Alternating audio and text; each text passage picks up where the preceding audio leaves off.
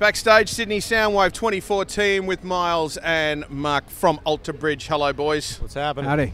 I call you boys because, well, Mark, he's around the same age as me, but you're a little bit older, but you look younger than both of us. So. I act younger than all of you. Yeah, exactly. Immature.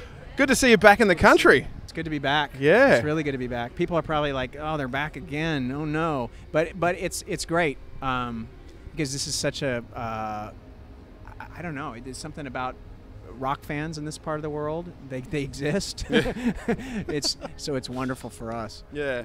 Well, it was only 2 years ago, and I caught you side of stage watching Lamb of God. Right. That was something I didn't expect to see. But you're a fan of this, Yeah. and like. He turned me on to him when we first started playing together. Yeah. Yeah, and I was just like, wow, that's about as heavy as it gets. Yeah. Nice. That was a great show, wasn't it? Oh man, was it And ever? then Mastodon was on that as well. Yeah, right? Mastodon and Hell Yeah and yeah. Shadows Fall. It was a hell of an afternoon. Now, congratulations on Fortress. I will sit here and gush about it all day. It's still in my car now. Thank you. It still gets played every day. I still try and sing along, although I can't do those high notes like you can, but I try. Well, today I was having some trouble there. Yeah, the problem with high notes is you really never know, you know what's going to happen. So the trick is to wear super tight underpants. All right. And I forgot those this afternoon. No, I've got boxes on us. That's never going to work for me. You can't do that. No. Now, something we're doing with all our bands today is we want to get those stories of their first guitars because we're going to do a program where we get guitars into schools for kids. Cool. So we'd love to we'll start with Mark. The make, the model, where it came from. Did your parents help you buy it? All that kind of stuff. I had asked for a guitar for probably 2 years before I got one. So finally, my buddy he said, "I'll sell you my guitar for $10 because he was going to upgrade his." And it was a black imitation Les Paul Tara, T-A-R-A. It was terrible, but it got me started.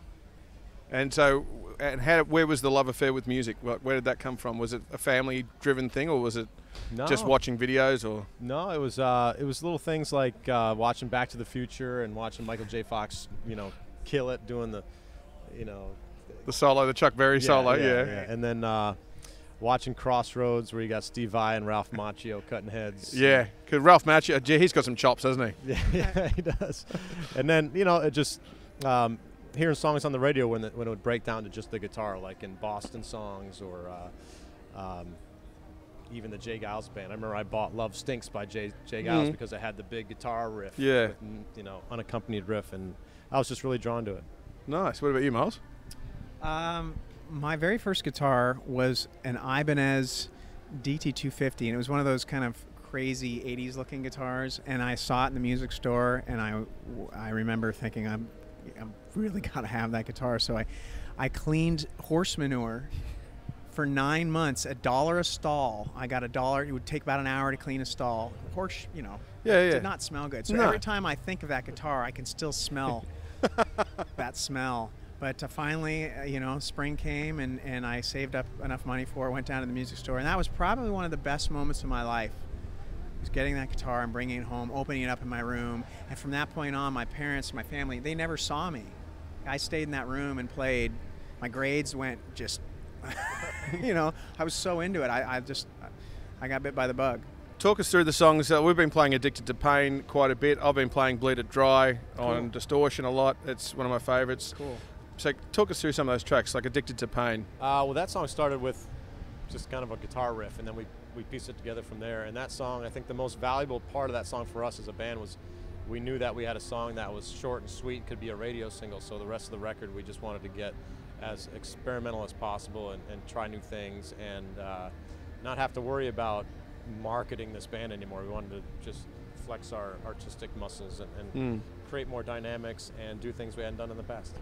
It's from AB3 to this, it was quite a step up in heaviness for a lot of that album. Not that AB3 wasn't, but this one was like, as soon as I played it, I went, there's an angry bunch of guys. They're really ready to get this stuff out. Where did that come from? Where did that dynamic change come from? I think that's a good question. I mean, I don't know if it was a calculated move. It just kind of is what happened. It's where we all were musically, and I think the fact that we wanted to push ourselves with the arrangements and take chances. Going heavier was one of those chances. But we also knew that our fans seemed to really like the heavy stuff. And, Mark seems to like the really heavy Mark stuff. loves the heavy stuff. I love it. He does. Yeah. And I actually do too. It's singing it the funny thing for me is I don't like singing it as much as I like playing it. Playing it's funner. Singing it, I don't really consider. Like one of my favorites would be Randy from Lamb of God. I don't have that kind of voice. I don't know how he does that. It's awesome. It's like if I wanted the heaviest band on earth, I'd want Satan to sing for it, and that's kind of what that kind of style sounds like. It's really great. I think the trick is to come up with the heaviest stuff and at the same time keep it melodic and you know, because that's, I think, at the core of all of our songs is the melodies and the heart. You don't want to lose the heart of the song. We don't want to be heavy just for the sake of being heavy. Yeah, it's not just a wall of sound either. Right. It flows beautifully. Speaking of the title track, though, you were talking about short songs. Go to the polar opposite. So where did that sort of come from? That one fell into the let's take chances, let's stretch this arrangement out. And Mark had actually sent me that beginning intro and the core. I think what became the chorus. We were trading while we were touring in our various bands. He emailed or texted me that, and I remember really liking that idea a lot. And so came up with some stuff for it on my end, and then we got together and as a band, and the song just kind of, I don't know, we just really wanted to push ourselves, like we did on Cry of Achilles as well. We wanted to have a few of those moments on the record.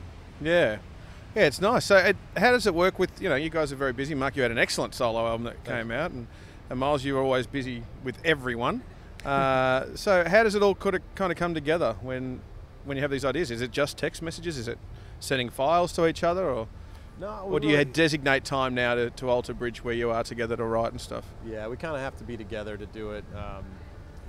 You can get some stuff done through Skype, and we had a couple of good days doing that, but there's nothing like sitting down in a room together. And to get an Alter Bridge record together, it really takes me and Myles sitting there for, almost like a week or two before we get with the other guys and really put it together. Have you guys, and most of the bands I've spoken to, have this happen at least once or twice in their career where the song just happens? Could be a day, could be 20 minutes, depending on what you consider to be quick. Do you have any of those ones? Were there any on Fortress? Well, Cry of Achilles and Fortress were the ones that kind of we left open-ended that kind of happened in the studio. There were parts like Cry of Achilles. Myles had this intro guitar part that I was really like, we really got to make that part of this album and make this song happen. And he had the riff coming out of it. And from there, we kind of just dug our heels in and tried to make that song work. And when we were done with it, I think it was all of our favorites, hands down. And we decided to make it our lead-off track. And I think that song really kind of shows you, being the first track, it shows you what the rest of the record, what we really set out to do with Fortress. Absolutely. Now, we've got these generic questions I've been asking of everyone. All right. These are the tacky questions. The 3 albums you can't live without. We'll start with you, Myles. All right. Jeff Buckley Grace, Steely Dan Asia, and this is really hard. It's so hard. I'm going to say What's Going On, Marvin Gaye. Cool. Wow. That's it's not bad. Yeah. Pressure's on you now, man. We get asked the question about the desert, the Desert Island Discs. And Bob Marley legend. Just makes me feel good. I love that. It makes everyone feel good. I love it. Yeah. The album that started it all for me, Master of Puppets, and I don't know. The third one would be tough. Celtic Frost. Maybe Celtic Frost, Morbid Tales, Emperor's Return. Nice. Yeah. Excellent. You can see the heaviness coming out in him now. You kind of answered this before when you were talking about the melodies in Alter Bridge music. What makes a good rock song for you?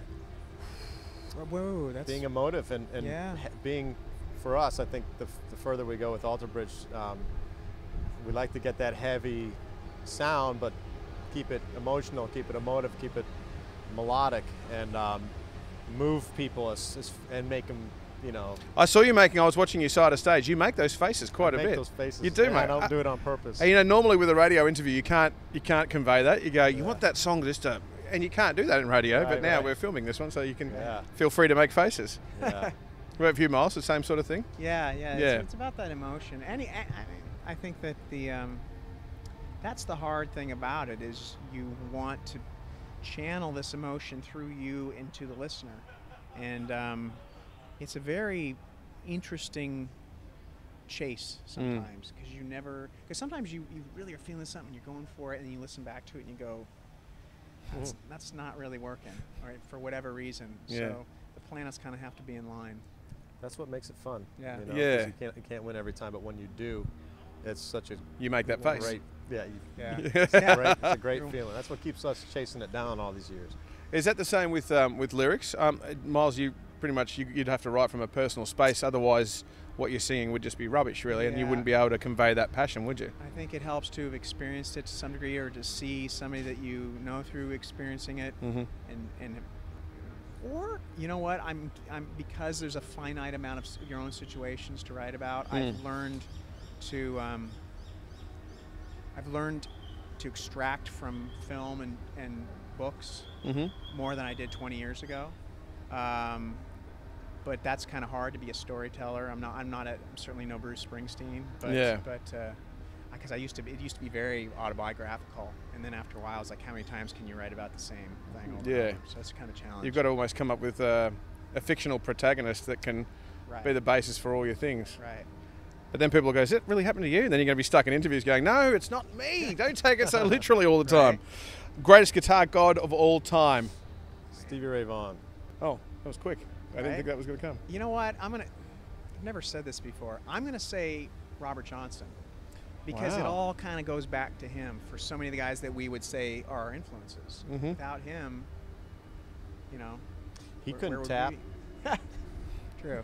He probably, I'm not sure if he was on a steel string acoustic giving it a bit of this one. Can you imagine being around there back then? And right? Could you imagine? Everybody's looking at him like, what's going on there? It would be exactly like Michael J. Fox in Back to the Future. It would be. Your kids are going to love it. Yeah, you're going to hate it, but Chuck Berry, he's going to love it. Guys, thanks so much for your time sharing it with us, and enjoy the rest of the tour. Right on. Thank you very much. Cool, man. Hey, what's up? I'm Myles Kennedy. And I'm Mark Tremonti from Alter Bridge, and you're tuned into Distortion on Triple M.